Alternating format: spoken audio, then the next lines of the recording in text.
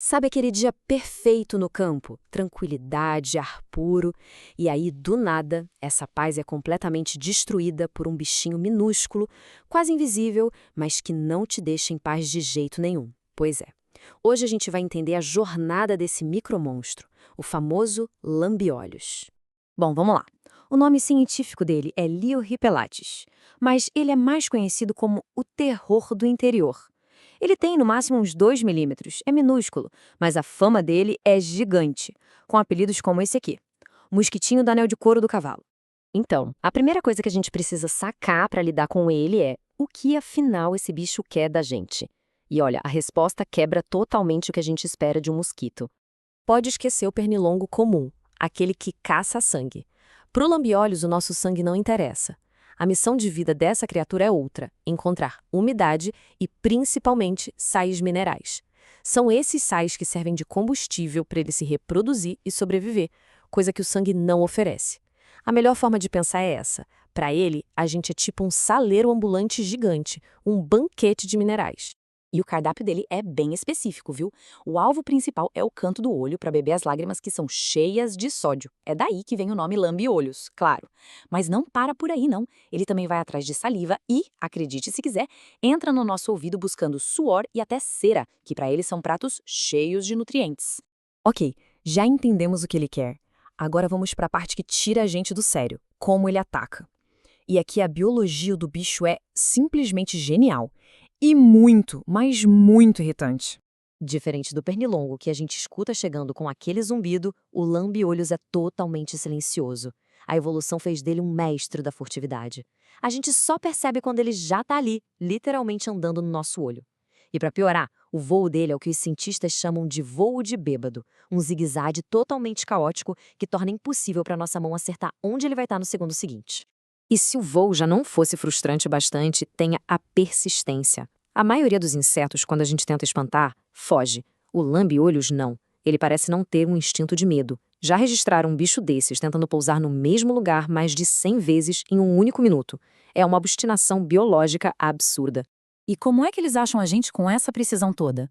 Eles não precisam de som nem de uma visão ótima. As antenas deles têm sensores térmicos super precisos. O calor da nossa respiração ou a temperatura da umidade no canto do olho brilham para eles como se fossem faróis acesos na escuridão. Resumindo, não dá para se esconder. Agora que a gente já entendeu as táticas dele, vamos pro alvo preferido, o que explica um dos apelidos mais famosos. A relação entre o lambe-olhos e os cavalos é uma verdadeira guerra de evolução que já dura milhões de anos. A primeira defesa do cavalo é uma arma de alta precisão, o rabo. E não é só um enfeite. Cada rabada é calculada para criar um deslocamento de ar enorme. Para um inseto que pesa quase nada, esse vento é tipo um furacão, que destrói a aerodinâmica do voo dele e impede o pouso. O cavalo faz isso quase sem pensar, criando uma zona de exclusão aérea ao redor dele. E nas partes que o rabo não alcança, o cavalo tem uma arma secreta, um músculo bem fininho que fica logo abaixo da pele, chamado panículus carnoso.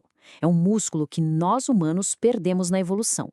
Ele permite que o cavalo dê aquela tremida violenta e localizada na pele, que funciona como um terremoto em miniatura, catapultando o inseto para longe.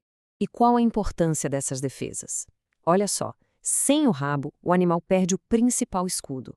A irritação constante faz com que ele não consiga pastar direito, o nível de estresse vai lá para cima e a saúde dele desmorona. Isso mostra a pressão gigantesca que esse bichinho minúsculo coloca num animal tão grande. O que torna essa ameaça tão constante é a velocidade. Com calor e umidade, o ciclo de vida dele, do ovo até o adulto, leva só 11 dias. Isso quer dizer que um único monte de esterco no pasto pode virar uma cidade com milhares de novos insetos em menos de 2 semanas. Então fica a pergunta: se eles se multiplicam tão rápido e são tão eficientes, por que não dominaram o planeta? A resposta, surpreendentemente, está na diferença entre o campo e a cidade.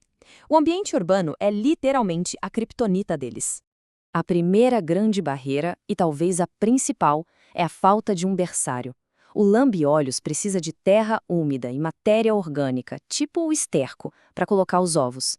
Nas cidades, o asfalto e o concreto simplesmente acabam com o habitat de reprodução dele. Sem lugar para nascer, não tem nova geração. Mas não é só isso. A poluição do ar, cheia de fumaça e cheiros químicos, entope os sensores dele, deixando o bicho cego, sem rumo. A arquitetura da cidade cria corredores de vento que, para um inseto leve desse, é um verdadeiro furacão. E ainda por cima, ele tem que competir com espécies que já são donas do pedaço, como o pernilongo.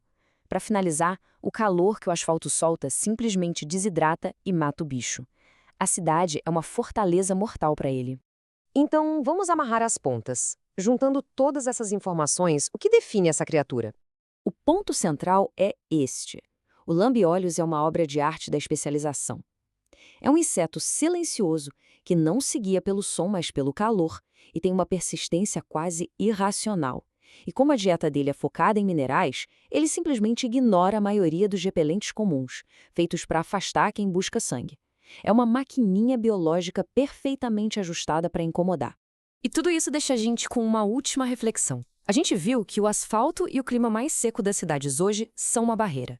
Mas, com as mudanças climáticas, mais chuvas, mais umidade e temperaturas mudando, será que é só uma questão de tempo até que essa persistência incrível permita que eles se adaptem e transformem o nosso verão na cidade num caos? Fica aí a pergunta no ar.